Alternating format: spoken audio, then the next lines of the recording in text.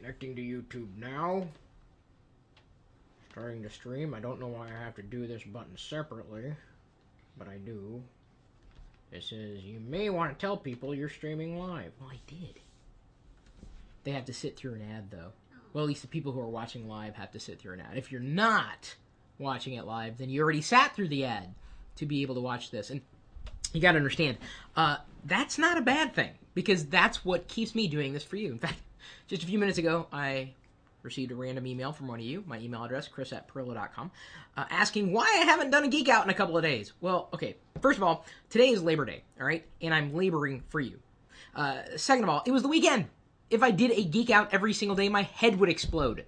I do a vlog every day, since most of our community seems to want the vlogs more than geek talk, even though the vlogs are kind of filled with geek talk every so often. Thank you for joining us live. This is your Geek Out for today. I hope your Labor Day is not so laborious.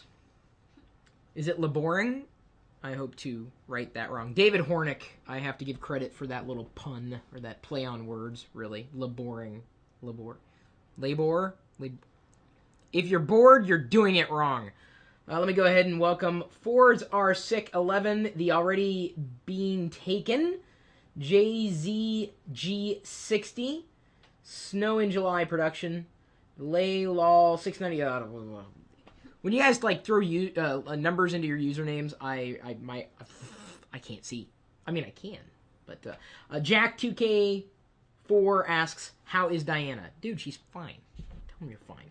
I'm fine. In fact, she's so fine that after we broadcast this live on YouTube, she's going to be doing a daily Diana on live.perillo.com. I'm seeing about getting her more comfortable in front of the live audience, and so she'll be answering your questions for her there after this live broadcast. Now, if you're watching the recording, then you may have missed that.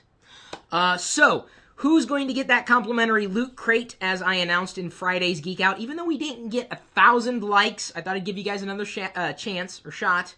Chance, that's a shot plus chance, to see if you guys would like this live video, and hopefully you do like it. Ozzy that's his username. He commented with good comments on all the articles that we posted in the video description on Friday. Of course, blog posts living on LockerGnome.com. Hopefully you are subscribed to the Locker Gnome email newsletter. It's good stuff. I mean, really, if you're a geek, if you're not subscribed, I don't know if I really consider you a geek.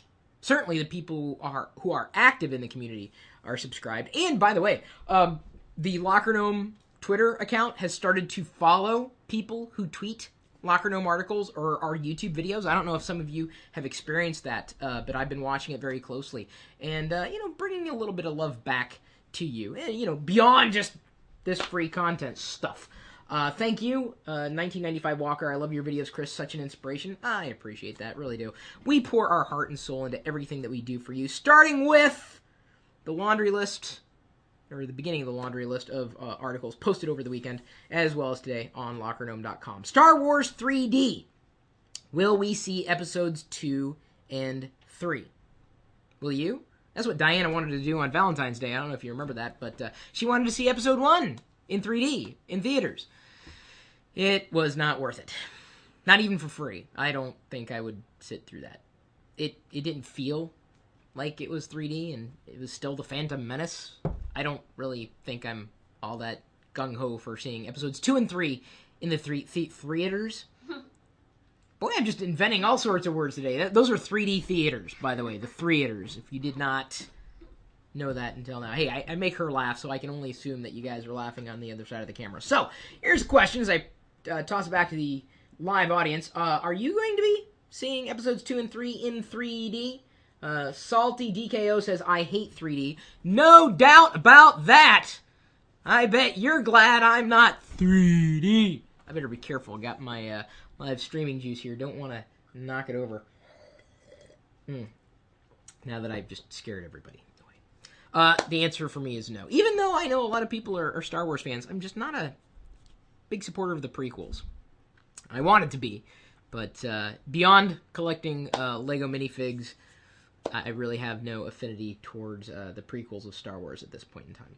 They're out next year, one in October and the other in December. I think that's what Muttley2209 says. Indeed, they are coming down the pike. And I know many geeks will be seeing it, but people have asked me, and I said no, and we wrote kind of a synopsis of what people are going to be expecting, if they expect anything out of that franchise at this point.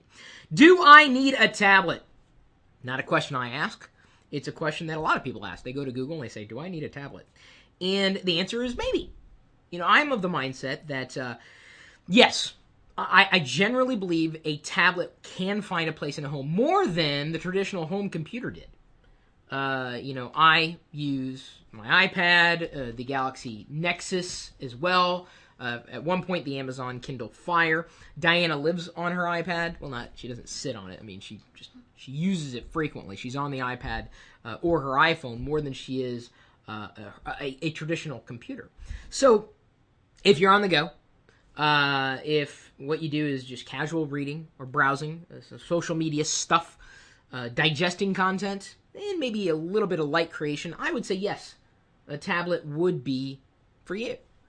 And you're not going to be able to do everything on a tablet that you could do on a traditional computer, but it doesn't make it any less of a computer, any less of a viable option. Don't get one because you see everybody else is getting one. That's not the reason you would buy anything. You would want to know its place within your workflow. And once you've accommodated that, it's a bit easier to understand that a tablet can very well fit in your lifestyle. We break down a few more of the questions that you might ask yourself, or more importantly, and this is probably a link that you would send off to someone who's asking you, should I buy a tablet? Well, instead of you wasting your breath, just send them a link to the article that we wrote. We'll answer the questions for them. It's what we do. Automobiles. Crash avoidance system has cars talking to one another. This is a dream. Did you know this technology existed? No. Like, you think that, you saw in the vlogs the other day, there were crazy drivers in Seattle. When the sun comes out, they don't know what to do. It's a strange UFO in the sky, and then they're all over the place and generally wreaking havoc on the roads. There are technologies in the car. I've got a GPS, power windows. There's an old song, Power Windows. Remember that one? It's kind of country. That's why I figured you'd know it, because you're kind of country. A little bit. I'm a little bit rock and roll. Another obscure reference that flew right over her head. And yours likely as well. Johnny and Marie. Wow, holy cow. Donnie and Marie. Yeah, you were close. I was going to give it to you, even though you said Johnny and Marie first. I'll give it to you. So now technology exists. Check this out. That allows the cars to communicate with one another. So if you're not paying attention, and let's face it, not all of us pay attention 100% of the time, especially behind the wheel when we should, the car may save you. I've got technology in my car, and you see me demonstrate it, which allows me to keep a certain distance from the car in front of me when I set cruise control all the way down to 28 miles an hour. And that sometimes knows when I should be slowing down before I know I need to be slowing down. And so instead of just having that technology in one car, having technology in two separate vehicles, as this proliferates, could save lives. So this is an amazing piece of technology. We were happy to cover it, and if only because you probably drive, or at some point will drive, because we know that some of our audience does not drive. Windows 8 antivirus. Is it necessary? So my perspective, I say install the software that Microsoft gives you. In my experience with Windows 8 to this point, I would say that you don't need it as much as you might have needed it in earlier versions of Windows, for one reason, and one reason alone. And if this fits who you are, great. If not, it may not apply to you. If you only download from Microsoft's store as built into Windows 8, I can't imagine you really needing to have antivirus software installed. Now, that doesn't mean that you let your guard down, because bad things can still happen, as I've shared on Facebook, Google+, and beyond, little tips and tricks of how to identify a phishing message. If all you're doing is going through Microsoft, which, I gotta tell you, for Windows, that's going to be my plan. If I want to download something, it's going to be through the App Store. If it doesn't exist in the App Store, I'm not going to install it on Windows. I know I'm crazy. I'm nuts. But I'll be safe, or certainly safer. So if that's the way you're going, I don't think you need to have antivirus software installed for Windows. Now, doesn't mean that you shouldn't. I'm just saying, if you go through a vetted store, it's like installing antivirus software on the iPhone. Well, why would you? Because you can only get apps through Apple's App Store. It'd be the same thing for Windows, going through Microsoft. If you don't want to do that, hey, you're on your own, and I definitely say protect your ASCII. It's an old computer. Ask you a stupid question, get a stupid answer. You don't get that one either, do you? Okay. Moving on. Next article. Quitting social media increases productivity. It's true. How much time do you waste in social media? Just scrolling, browsing, clicking, looking, pointing, doing, and before you know it, hours of your life are gone. You could have been playing a Skyrim. That's what the kids are playing these days. You could have been playing some first-person shooter, which does not involve an arrow to the knee. Social media can be a waste of time. I know this. I live in social media. I find a way to make it work for me. I'm learning. I'm sharing. I'm experiencing. I'm connecting with people like you. But before you know it, you could be down a path that has completely siphoned away all of those extra moments in a day. And it just could not be worth your time if what you do is not somehow related to social media. What I do is related. If you're not sharing this video right now, I'm doing something wrong. If you haven't shared the link for this live video, then what am I doing? I'm wasting my time. If you haven't shared. If you haven't even liked this video, how do I know they even like the stuff that I'm doing right now? I'm wasting my time. A viewer, I don't know. I can't get any gauge of any kind of interest in what we do unless you take that step forward. Social media doesn't have to be a waste of time, but a lot of people just don't understand that they need to make those connections, and they also don't understand that it's not for everybody.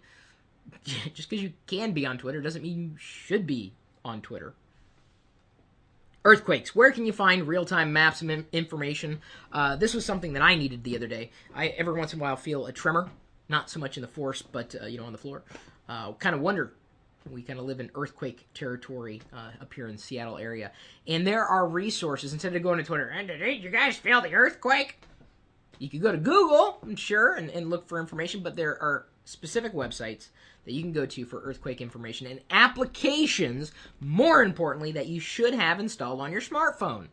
And I'm guessing at this point in time that most of my audience carries a smartphone. That's a good thing, because there are apps that can help you help yourself before you even know you need help. Imagine getting a push text message, whatever, to your phone saying, hey, guess what? There's an earthquake here. Oh, okay, cool. Well, at least I know, what's going on. So long as the communication network is still intact, and I would hope it would be.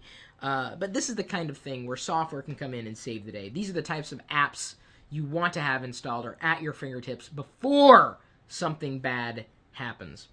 Community photo sharing sites can build your brand. One big frustration, and I'm sorry that top one comment says he doesn't carry a smartphone, or her, I don't know.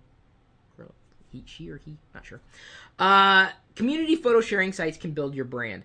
One frustration I have really is when people take an image that isn't theirs and they copy it without attribution. That it drives me up the wall. So anytime that we or even I share an image, I make sure I attribute it the right way. So, for example, Michael Clark Duncan had passed away today, and when I shared the news, I went to his Wikipedia page, found the license, the appropriate license for the photo to be able to share it on Google+. Indeed, that was really sad news. He was so young. But, I wasn't going to take that image if I didn't know who to give credit to, right? I mean, just because it's a photo of a person doesn't mean the person owns the rights for the photo. It could be, based on a completely different license. Someone else may have taken it. Well, if you're looking to build a brand, a great way to do that is through imagery. And you probably have a camera on you. Maybe you have two cameras. This is for more than playing Angry Birds, I hope you know, or checking email. It's a great camera on here. The best camera you have is the one on you. In fact, the one or a photo that I uploaded to Instagram last night had like 200 something likes. It's insane. I just took a shot of the wine glass in front of the MacBook Pro. I thought it was kind of unique. Surprised that so many people liked it. Oh, even more people liked it right now. That's just awesome. thank you for liking this stuff. If I wanted to build the brand, my brand, if it was about wine or computers, I would possibly think about creating a photo community site. People connect with images. People connect with video. It's the reason why I do so much video, is because I know that if you were reading something from me, I mean, you read, I don't care, it was too long, didn't read. You'd rather watch me. Well, most of you guys would, even though I know that after this has gone live, I'd be shocked if anybody bothers to watch this video. Which is why I hope if you're watching, you like this video. Okay? That shows me you appreciate it. And of course, we hope you like the links too. Can't force you to share them, but here's something that I think you might want to share. Online dating. Technology can save you from a bad date. You ever dated someone you wish you weren't dating? Now, I don't mean like 6 months in. I mean, we've all been there, let's face it. I'm very lucky to have been blessed with Diana, who I am never going to leave, even when I die. She is going to turn me into a gem. There's that Life Gem program where you can get, seriously, when you die, you get if you get cremated, they can take your ashes and compress them down into a gem, a jewel, which becomes like a family heirloom. I think I want to do that now. I thought I was going to stream my casket, like decomposing, but I think I want to be a gem. That's much more fun, really. I'd rather like convert into some kind of value. Bad dates, they happen.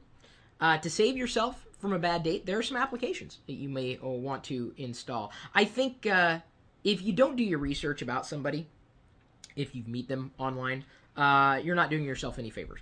Now, the first thing you may be inclined to do is Google. I was going to say look for someone on Google. That would be Googling them. You'd be looking for them, right? Another word just made up like that.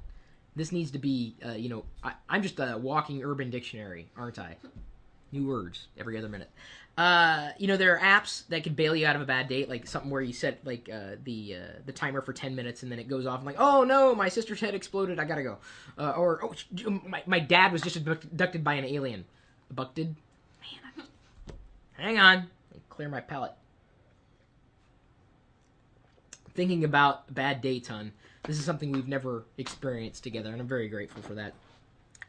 Doing your research about someone can save you, really, from the bad date. Oh, sure, their profile looks great, but does it add up, right? And a lot of people pretend to be someone that they're not, especially online. My number one suggestion, if you do online dating, is when you have that first date, if you get that far, congratulations, do it in a public place. Period. End of story. Don't take it much further than that. It's my number one recommendation. Number two recommendation, do not use Craigslist. Just saying. The cream of the crop ain't hanging out there. Catch my drift? Sorry if you date on Craigslist. I do kind of feel sorry for you there. So, something fun? Fine. How about playing Pac-Man in any web browser without downloading anything?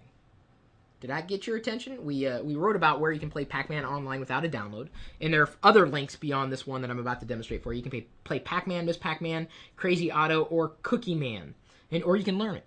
So this is at seanw.github.com/pac-man. Pac-Man. The link, of course, is in the video description. I'm playing Pac-Man right here on the iPad. You can play on your desktop web browser too if you want. Look at that. And the nice thing is, I didn't have to install anything. I can swipe up and down and left and right to control Pac-Man. Neat, huh? My favorite of all the Pac-Man series was Ms. Pac-Man, actually. Used to love Ms. Pac-Man. Play it every so often. Uh-oh. Isn't that great? Aren't you glad you guys tuned in? Aren't you glad you subscribed to the Locker Room newsletter? You would have found out about that yesterday. Just saying. Higher education and technology trends. How are professors adapting? I prided myself in kind of being ahead of the curve when I was in college, in integrating technology with my lesson plans when I was studying to become an English teacher. Back then, the advancement in technology brought us to the point where we could have transparencies. You'd have to do transparencies and get them all staged. I remember HyperCard. I designed HyperCard stacks for, like, it was a lesson plan for World War II or one of the World Wars. I can't remember. And it was fun because I designed it so that the student could click through, and it wasn't that difficult, really. It was just some basic scripting and pointing and clicking and object-oriented stuff, and everyone was wowed by it, right? But, fast forward to today, and there are still some professors who have not quite yet adapted to the new mode of education. That's technology, man. If, I didn't have an email address for a professor, I mean, I would think, they were gone. They were off the reservation. Gone completely. They wouldn't exist, right? If I couldn't get to everything, all my materials from any internet connection, I'd be frustrated. I don't understand how we have to be tethered to books anymore, especially when there's a volume of information that if I had digital copies back in the day, I could have saved so much time. How much time did I waste looking for that one passage again or remembering that one keyword that I could never find again? The wishes are gone, but some professors still aren't adapting. It's frustrating. Ugh. So anyway, how are your professors doing if you're in college? I'd be curious to know. There have been a couple of studies that have been done around this, and I know a lot of our audience is still in school in one case. But the nice thing is, as far as trends are concerned, just had to note, while a majority of instructors refused to make it available to their students, some acknowledged that they used video capture in the creation of their own classroom materials. So that they just had to do it once and then just watch it over and over and over again. YouTube, in many ways, is kind of like, this is permanent education, right? I'm sharing my thoughts on the day's headlines. I'd like to believe I am. How to turn Android into a super OS with Tasker. Now, this is not for you if you use an iPhone. I'm not trying to start a war. But Tasker is this little application that helps you, let me zoom in again there, helps you do so much more with your Android device that you couldn't necessarily do with the software out of the box. If you are a power user, I would be shocked if you found something more useful than Tasker. So there's a bonus for all you Androidies. In the news, Windows 7 finally overtakes Windows XP in market share, and Mac OS X overtakes Windows Vista. Catch that? That's weird. There are more people using OS X than Vista, which does not surprise me. A lot more people using Windows XP than 7. We'll see how Windows 8 stats stack up. I would be surprised if we ever saw more Windows 8 users than iOS users. I'm serious about that. I think they're going to run neck and neck. Windows 8 is trying to be like an iPad, at least on touchscreen devices. We'll see what happens, though. It remains to be played out in the marketplace. Got a couple other news stories, but I know we're kind of running long, and I'd hesitate to run too long, if only because I know the rewatchability of these live videos after they're live. See, we only have 300 people watching live now. Only 200 of you have liked this video, though, so I just kind of wonder if it's engaging at all. And that's a frustration for me, because I hate doing long videos knowing that after they've gone live, nobody watches them. It's frustrating. So keep liking, keep sharing, keep watching. So let me go ahead and answer a few questions live from the community. Mr. BB86 says, if I had a notebook and a desktop, should I need a tablet? I think so. These computers are insanely portable. Of course, the idea of a tablet now is that it has a touch screen, and it's much easier to crawl into bed with one of these things, or to sit on a chair and use one of these things, versus a quote-unquote clunky laptop, and certainly not a desktop. You couldn't haul that desktop around with you wherever you went. Is your iPhone jailbroken? Asks SimSim Humor. No, it is not. Probably not going to happen either. I just don't feel the need to do that. Muttley2209 says, I moved from Vista to OS X, so happy I did. Yeah, you're not the only one. In fact, Vista was the thing that really drove me to take a look at what Apple was doing in the first place. So, let's see what else we got here. Is Diana baking another cake? Asks Hayes Hacker 1. At some point, yes. Yes. That was just a guess. In fact, she's going to be answering questions at live.perillo.com here in a few minutes as I look at my invisible watch. Can you please stop your... What? The problem on YouTube comments is I don't know who they're replying to. Like, I don't know if they're talking to me or talking to somebody else. Chase Farrar says, I finally caught a live one. Dang, but it seems like I caught the tail end of it. Indeed, but at least I read your comment. Doesn't that make you happier? Maybe we'll take a couple more questions here. With you having a Retina MacBook, would you advise buying one, or would you wait until they have matured the hardware a little more? Asks Adam Davies. I'm happy with it because it's a video crunching machine, and it's very, very, very fast. Although I installed an application on the Retina MacBook Pro called, let's see if I get the exact name of it, Quick Res, and it pushed the original resolution of the MacBook, not a Retina display, but like what the display is capable of before pixel doubling. And the UI is definitely a lot more responsive, although it's very difficult to see the text on the screen now without me zooming in and out. It's a little difficult. On LockerGnome.net, Phototypo writes, how do you blog about news? Well, let me tell you something. Blogging is getting easier and more difficult at the same time. Yes, we are still blogging. No, I am not very happy with the design of our blog right now. We're working on a redesign, and we'll likely continue to work on designs until we find something that ultimately serves our audience best. I tend to, if I report on the news, give you my spin.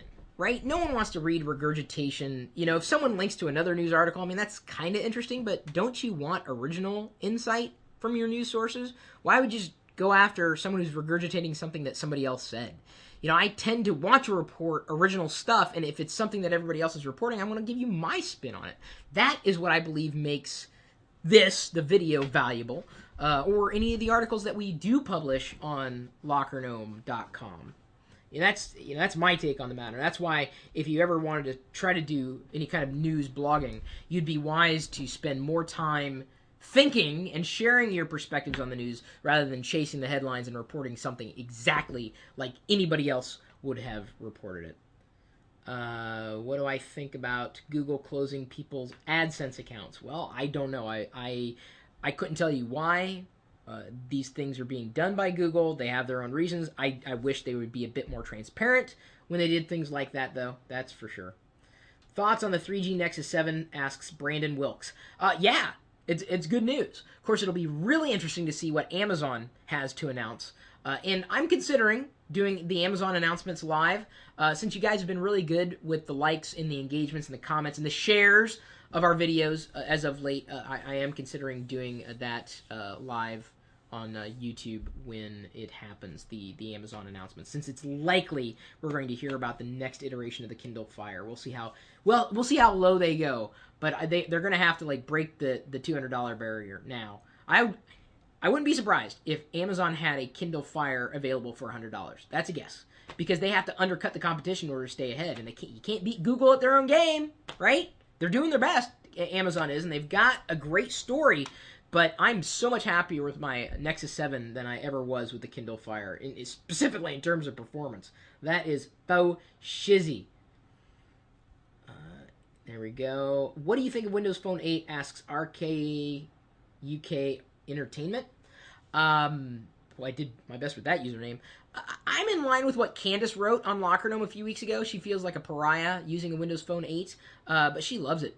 She would consider nothing else. And, I think Microsoft has a really strong potential for the Windows ecosystem, especially with the release of Windows 8. I don't know if I would switch to Windows Phone 8 today. Windows Phone 8 should have existed 10 years ago. That would have been awesome. Because back then, Windows Phone sucked. And it was what I used, and it sucked. And I knew it sucked. And I said it sucked. But there was no alternatives. What can you do? Two questions in a row. Saxman12 and Alex Sereno ask, are you getting the next iPhone? Are you excited for the next iPhone? Yes, and probably yes. It's just not something that I have felt any kind of pain with. You guys caught the series of articles I wrote on LockerGnome a few weeks ago about pain and momentum and why it's difficult to just make a switch. It's not so simple. All you need to do is just switch. I'm like, no, you don't get it. That's just not how people work, unless they're feeling pain. If I got to the point where I was feeling pain and feeling anxious and like I wanted to punch the screen, that's when my body is telling me it's time to switch. And right now, my body is telling me it's time to close the live video. We've answered a lot of the questions. I want to keep moving on with my life. I want you to move on with your life. Certainly, we hope you visit the articles. And if you can leave a comment, that'd be great. We're working on doing a regular series of giveaways for those of you who are active participants. As I said, if you can share, it's even better. Like, you read it, you like it, don't just read it, like it, move on. Share it. I'm going to teach you. Share. You can share. Don't worry, they're not going to take it away from you, okay? So thank you for the likes. Thank you for the comments. And thank you for the shares. And certainly, thank you for tuning in. We'll see you later.